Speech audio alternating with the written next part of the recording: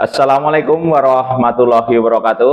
Perkenalkan, nama saya Sugiono yang akan memandu acara pada malam hari ini, yaitu seminar cara cepat menjadi pengusaha barbershop ya.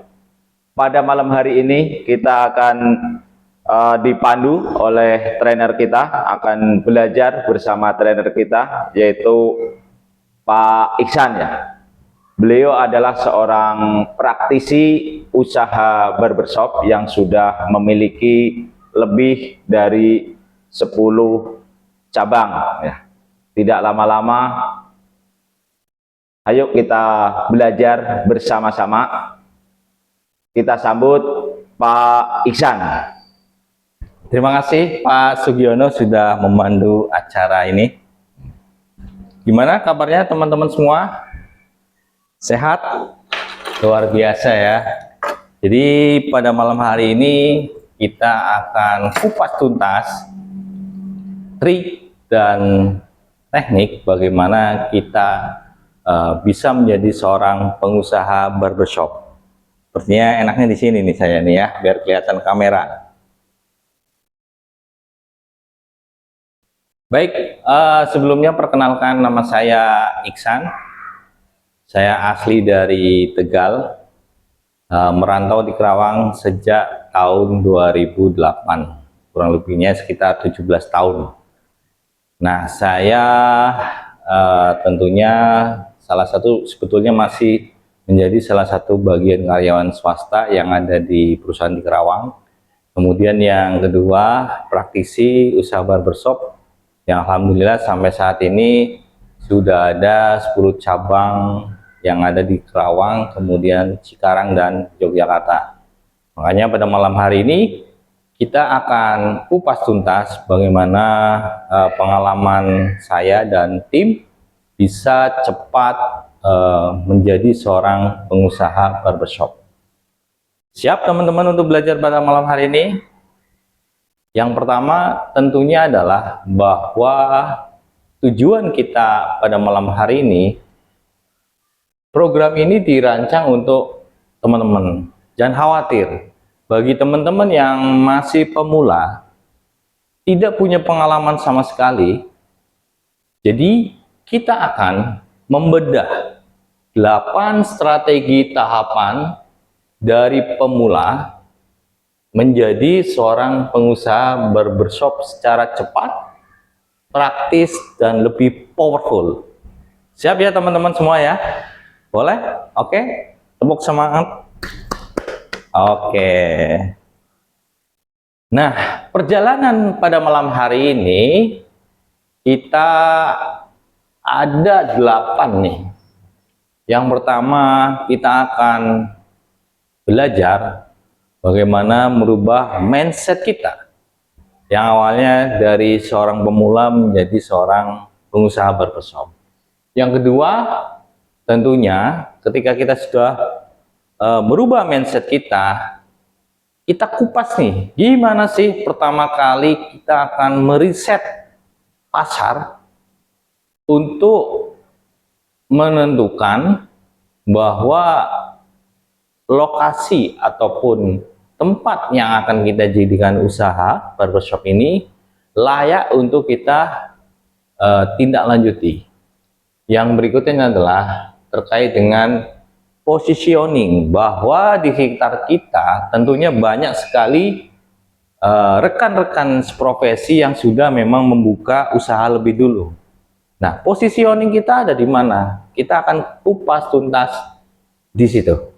Ya. Kemudian yang berikutnya adalah pelayanan operasional. Nah, tentunya untuk membuka suatu usaha, kita juga harus tahu bagaimana pelayanan operasional yang akan kita jalankan. Ya, silakan Mas Ibnu. Baru mulai. Ya, silakan langsung duduk. Sehat, Mas? Silakan langsung duduk ya. Kita juga baru mulai. Silakan. Ya.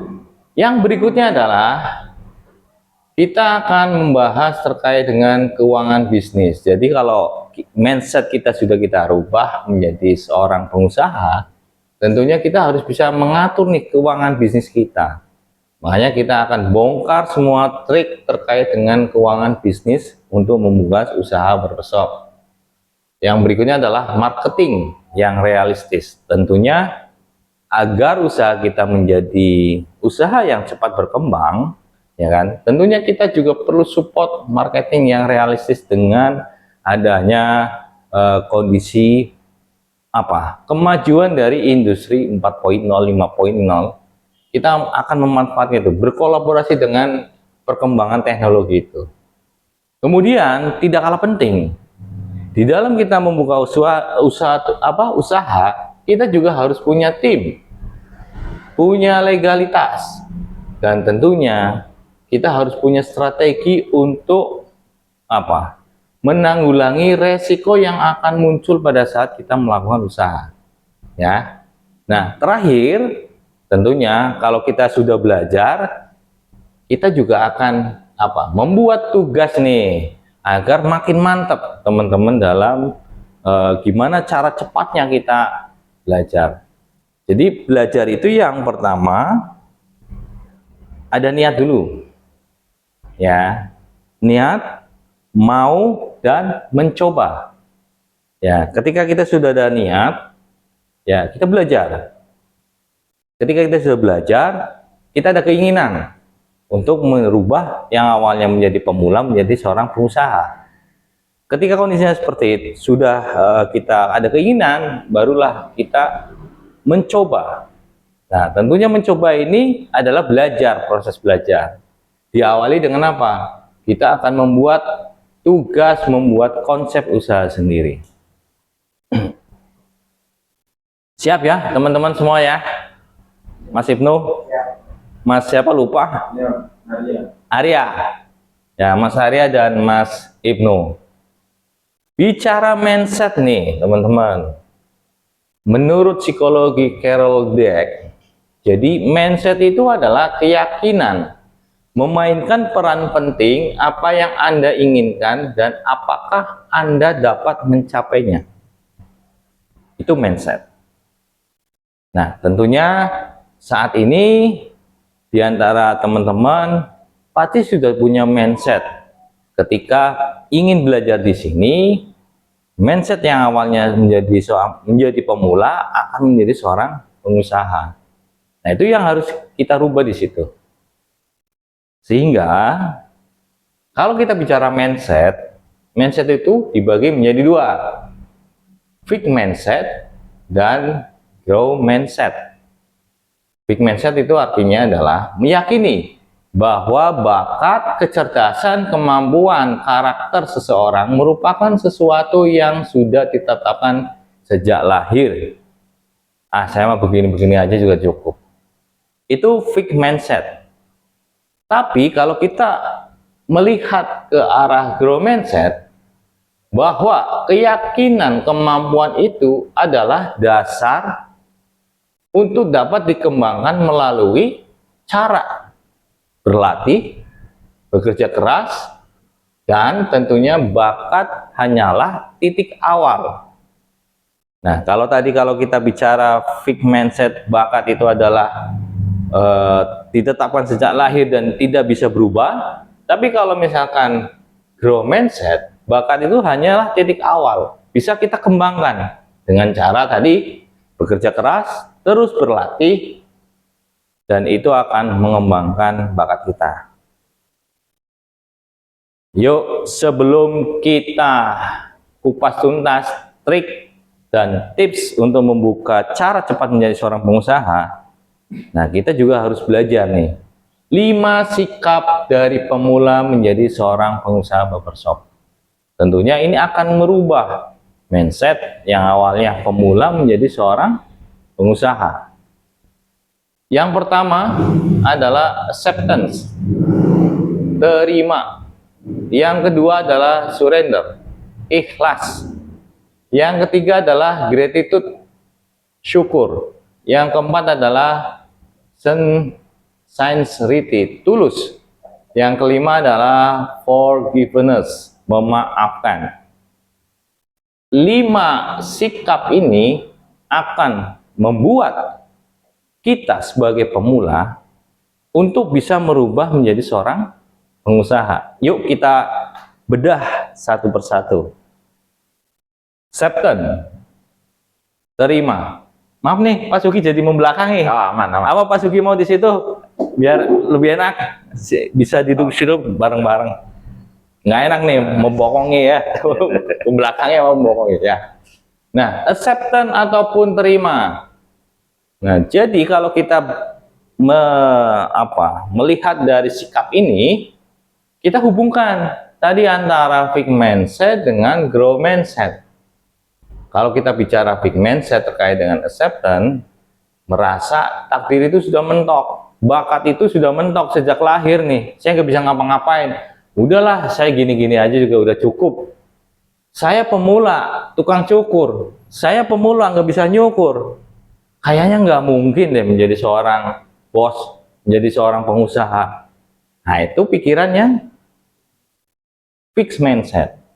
Berbeda dengan growth mindset, bahwa kondisi yang saat ini adalah sebagai titik awal tadi. Titik awal untuk kita bisa berkembang. Dengan cara apa? Saya masih bisa belajar, tapi bisa berkembang. Ya, saya masih belajar nih saat ini. Belajar cukur, tidak tahu sama sekali. Saat ini saya belajar. Tapi bisa kita kembangkan menjadi pemilik barbershop. Nah, ini yang membedakan antara fixed mindset dengan growth mindset. Ya. Yang berikutnya adalah surrender, ikhlas. Kalau kita berpikir ikhlas, akan berbeda ketika kita ingin membuka suatu usaha. Bedanya apa? Kalau kita berpikirnya dengan menggunakan fixed mindset, pasrah. Di sini ikhlas. Ya, ikhlas, pasrah. Nah, kalau fixed mindset itu menyerah. Ya, sepi ya. Ah, mungkin bukan rezekinya nih. Aduh, saya kok belajar 2 jam nyukur nggak bisa-bisa ya. Kayaknya bukan bakat saya nih. Nah, itu fixed mindset.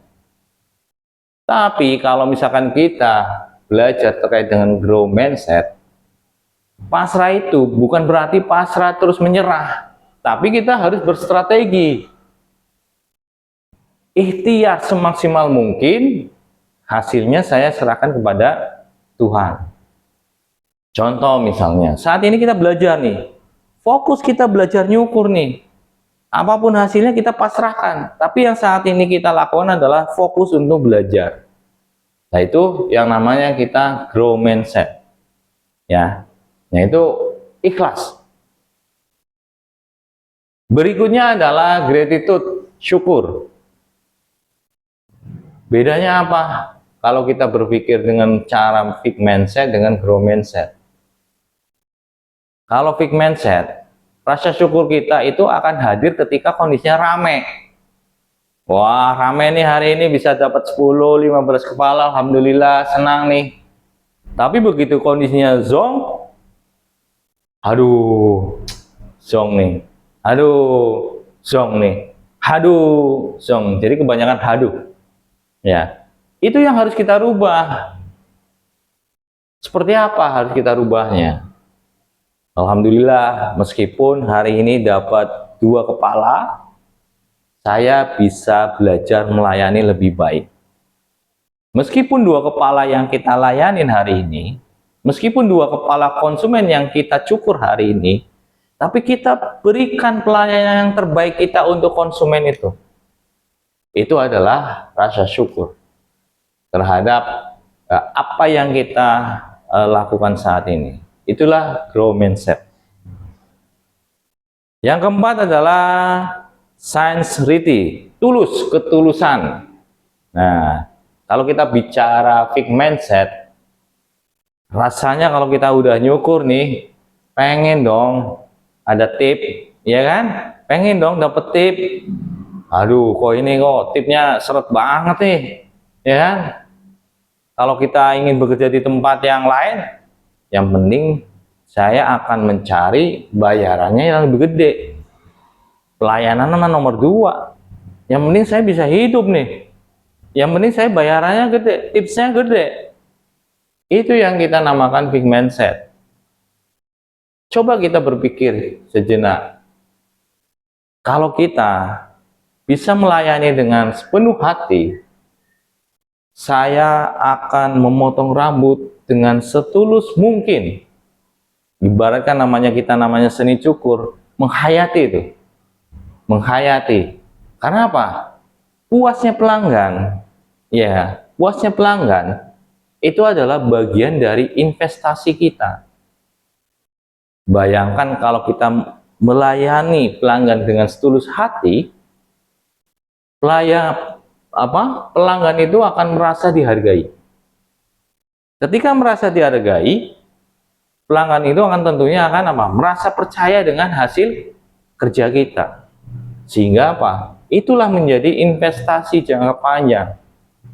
Bulan berikutnya datang lagi, bulan berikutnya mengajak temannya lagi, bulan berikutnya mengajak kerabatnya, bulan berikutnya mengajak keluarganya.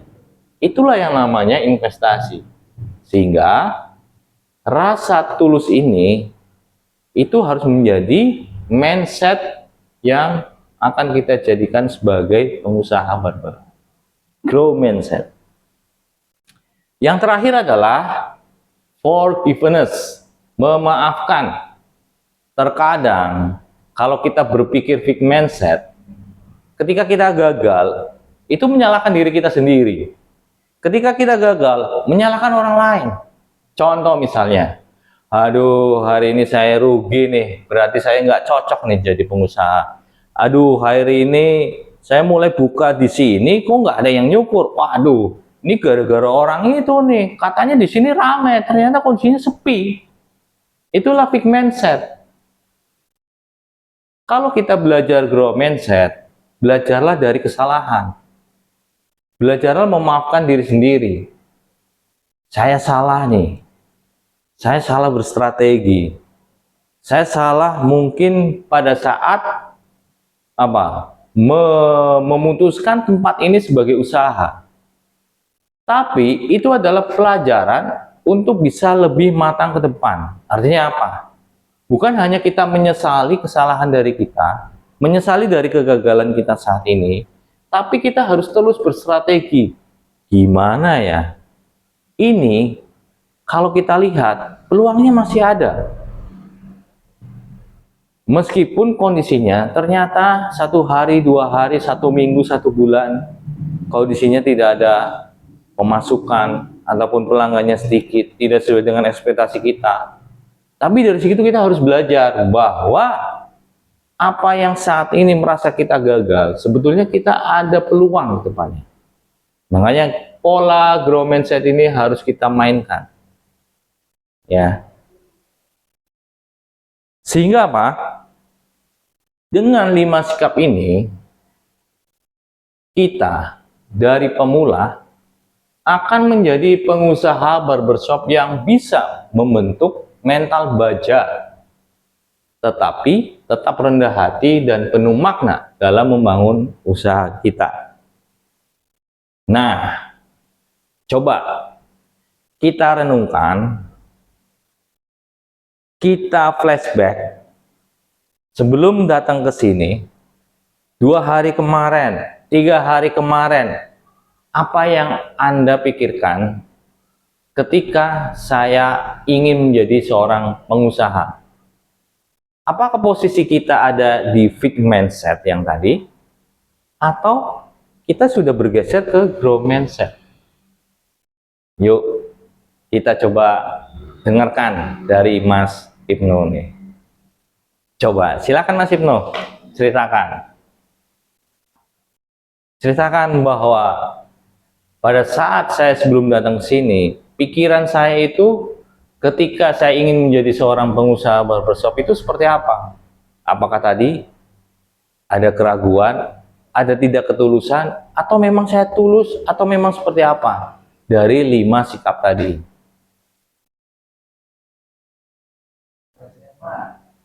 apa ya, ingin berkembang. Ingin berkembang. Iya, biar enggak pikirannya tuh gak stuck di sini doang. Ya. Iya. Ya, berkembang lah biar bisa jadi pengusaha. Artinya apa? Bahwa Mas Ibnu itu secara pola pikir, secara mindset, sikapnya yang nomor satu adalah acceptance, menerima bahwa kondisi bakat saat ini bisa kita kembangkan. Betul kan? Seperti itu kan? Oke. Tepuk tangan dong buat Mas Ibnu. Nah, silakan Mas Arya.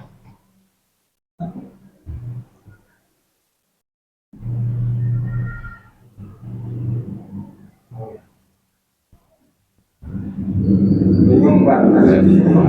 Masih bingung? Masih bingung? Apakah misalnya Mas Arya ketika sebelum datang ke sini, apa yang Mas Arya pikirkan bahwa ketika saya belajar nyukur ini, ya kan, belajar nyukur ataupun belajar menjadi seorang pengusaha nantinya, bahwa sikap yang tadi itu Mas Arya lebih cenderung kemana? Quick mindset atau ke grow mindset sebelum ke sini ya? Sebelum ke sini gitu. Sebelum kita mendengarkan tadi 5 sikap tadi. Kalau tentang jadi pengusaha belum ada gambaran sama sekali, karena awal pertama ke sini ya pengennya bisa skill nyukur gitu aja. Karena nggak ada basic bisa nyukur, jadi pengen nambah wawasan di bidang yang belum pernah saya tekuni. Artinya sikap yang pertama dari acceptance, bahwa saya menerima bahwa kondisi saya belum ada bakat nih untuk nyukur nih, makanya bakat itu kita ingin belajar ya. Mindset berkembangnya saya ingin belajar nyukur agar saya bisa mendapatkan ilmu yang baru, mungkin seperti itu kali ya. Oke, siap. Dari Mas Yuki mungkin ada pengalaman? Kalau untuk pengalaman lebih ke yang forgiveness kali ya. Ya. Forgiveness, karena dari saya sudah support ke Mas Iksan di usaha barbershop. Nah, ketika memang kondisinya gagal, ini masih ya apa ya namanya, berusaha untuk memaafkan ya. Ada banyak yang bisa kita pelajari, apakah dari strateginya yang salah ataupun yang lain ya. Jadi terus belajar supaya kegagalan tersebut bisa menjadi pembelajaran untuk kedepannya. Oke, terima kasih ya teman-teman ya. Tepuk tangan dong. Artinya apa? Dari sikap yang kita belajar pada malam hari ini, sikap kita refleksikan kepada mindset tadi, 5 mindset tadi. Masih ingat 5 mindset tadi? Itu apa yang pertama? Terima. Terima. Yang kedua? Ikhlas. Yang ketiga? Yang ketiga lupa, terakhir Tulus. tulus. Yang keempat Itu yang kelima, memaafkan. Yang keempat? Tulus. Oh ya, syukur. syukur. Yang Ya, ketiga syukur, tulus, dan memaafkan. Bisa kita ulangi lagi? Yang pertama apa? Ikhlas. ikhlas. Yang kedua? Yang kedua? Yang pertama? Terima. Yang kedua? Ikhlas. Yang ketiga? Syukur. Syukur. Yang keempat? Tulus. Tulus. Yang kelima? Memaafkan. Memaafkan. Sehingga apa? Yuk kita baca bersama-sama. Mulai saat ini, Saya terima. mulai saat ini, Mulai saat ini. bareng-bareng. Mulai saat ini, Mulai saat ini saya terima, saya terima. saya ikhlas, Saya ikhlas. saya syukur, Saya syukur. saya tulus, Saya tulus. saya memaafkan, Saya memaafkan. dan saya siap menjadi pengusaha barbershop. Dan saya siap menjadi pengusaha barbershop. Sekali lagi, biar kompak. Mulai saat ini, Mulai saat ini saya terima, saya terima. saya ikhlas, Saya ikhlas. saya syukur, Saya syukur. saya tulus, Saya tulus. saya memaafkan, saya memaafkan, dan saya siap menjadi pengusaha barbershop. dan saya siap menjadi pengusaha barbershop. Dan mulai saat ini, kita akan menggeser pola pikir kita dari pemula yang memang tidak bisa nyukur, ataupun yang awalnya dibayar per kepala, menjadi seorang pengusaha. Artinya membangun mesin pendapatan yang bisa kita jalankan tanpa saya. Siap teman-teman? Ya. Semangat? Semangat, Masih semangat? semangat. Oke. Nah, sebelum kita masuk kepada trik yang berikutnya, ada yang mau ditanyakan nggak? Ada yang mau ditanyakan Tentang 5 tadi, Pak. tentang 5 tadi?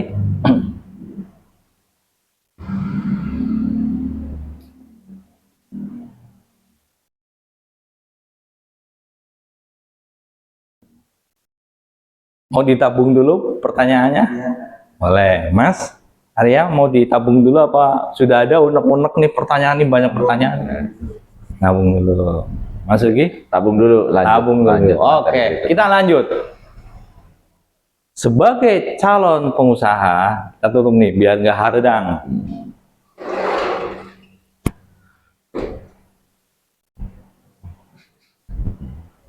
Ya, sebagai calon pengusaha, tentunya kita harus punya trik.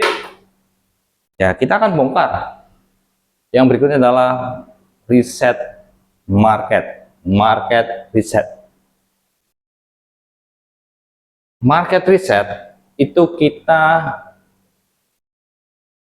bagi menjadi 2. Yang pertama adalah segmentasi lokasi, membagi pasar menjadi kelompok-kelompok yang punya kebutuhan yang berbeda.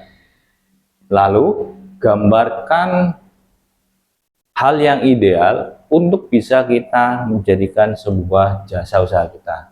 Yang kedua, riset cepat. Apa artinya? 5 kali 5. Melihat 5 orang yang sudah membuka usaha yang sama, lalu amati 5 hal yang penting dari mereka. Tujuannya apa? Supaya kita tahu posisi pasar, kelebihan dan kekurangan dari rekan kita yang sudah memulai membuka usaha. Pertama, kita akan belajar terkait dengan segmen lokasi. Jadi kalau kita belajar segmen lokasi itu ada 4 aspek